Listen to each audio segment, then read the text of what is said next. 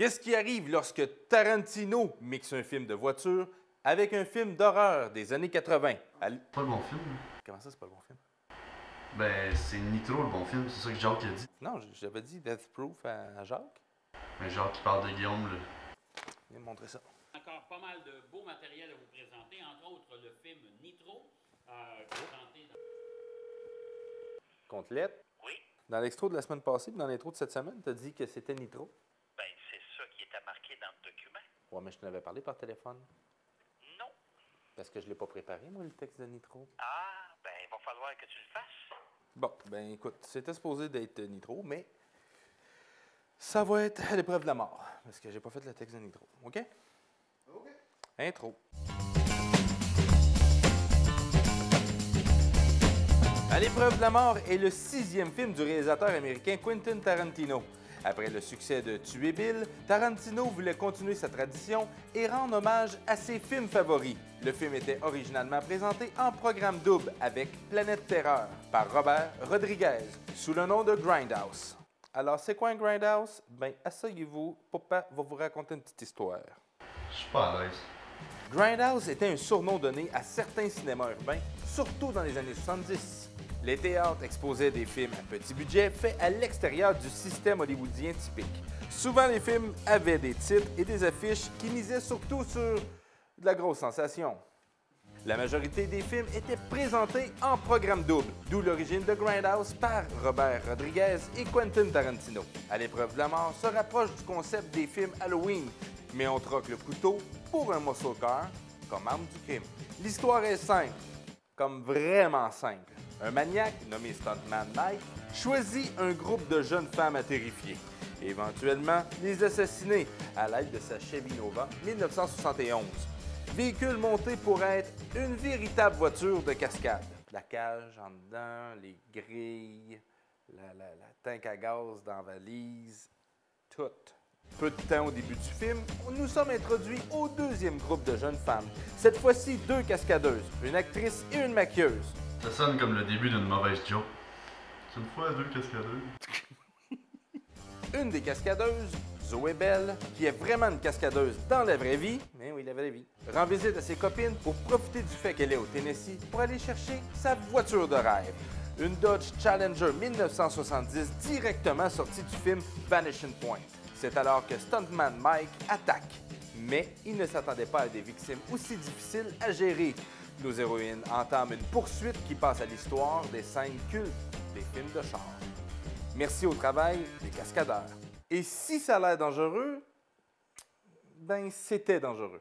Incluant la scène où Zoé Bell est sur le capot de la voiture pendant que Stuntman Mike les poursuit. En parlant de faits intéressants, voici un petit top 5. Yeah! Numéro 1! Puisque le film rend hommage au cinéma petit budget des années 70, de nombreuses erreurs dans le film sont intentionnelles. Par exemple, la Challenger qui ne roule pas et une Mustang clairement pas allumée. Ben, Mustang qui n'est pas allumée, au moins il y a moins de chances que ça fonce dans une foule. Des miroirs de Challenger qui disparaissent, du maquillage magique et des capes sur la lentille. Ça m'est jamais arrivé, ça. Je sais pas pourquoi tu m'as ri. Numéro 2! Le nom à l'épreuve de la mort vient d'une conversation entre Tarantino et Sean Penn. Le réalisateur discutait qu'il pensait s'acheter une Volvo, fameuse pour leur sécurité. L'acteur de lui répondre « Donne n'importe quelle voiture à mon équipe de cascadeurs, ils vont la rendre à l'épreuve de la mort. » Y a-t-il une façon de faire ça avec une Corolla? Non, tu peux pas faire ça avec un Corolla. Non? Pas beige. Gold. Gold. Ma Corolla est pas beige, elle est gold. Numéro 3. Un des poèmes récités par Jungle Julia est un extrait du poème de Robert Frost, qui est aussi une référence au film Téléphone de Don Siegel. Pardon. Ouais, un petit peu trop intellectuel, hein? Numéro 4. La plaque d'immatriculation de la Chevrolet Nova est la même que la Mustang Fastback 1968 de Steve McQueen dans Bullitt. Seule différence que Bullitt s'était plaqué en Californie et l'autre est plaqué au Texas. Là, je te reconnais. Pourquoi on peut pas parler de poésie? Ben, pas dans un ciné-parc. Numéro 5. L'actrice Rosario Dawson a tellement aimé conduire la Dodge Challenger qu'elle demandait au réalisateur de la conduire, même lorsqu'elle n'était pas visible à la caméra. 6 Challengers ont été utilisés pendant la production. Seulement 2 ont survécu. Grindhouse fut un flop total, le premier de la carrière de Quentin Tarantino. Il mentionne souvent que c'est probablement son pire film. À l'épreuve de la mort restera toujours le mouton noir de sa filmographie. Il avait pris pour la première fois le double rôle de réalisateur et de directeur photo. Malgré la fierté de son travail, il va s'en tenir au rôle de réalisateur pour les prochains longs métrages.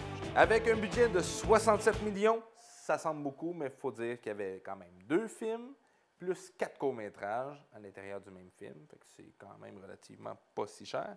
Oui, le film fut un flop total, mais À l'épreuve de la mort est considéré comme un classique culte, qui est un peu ironique compte tenu du fait que le film rend hommage à de nombreux classiques cultes qui ont été eux aussi des flops à l'époque. La plupart des cinéphiles admirent les cascades ainsi que l'absence totale de CGI pendant l'ère rapide et dangereux des années 2000. Bon, ça me donne envie de manger des nachos.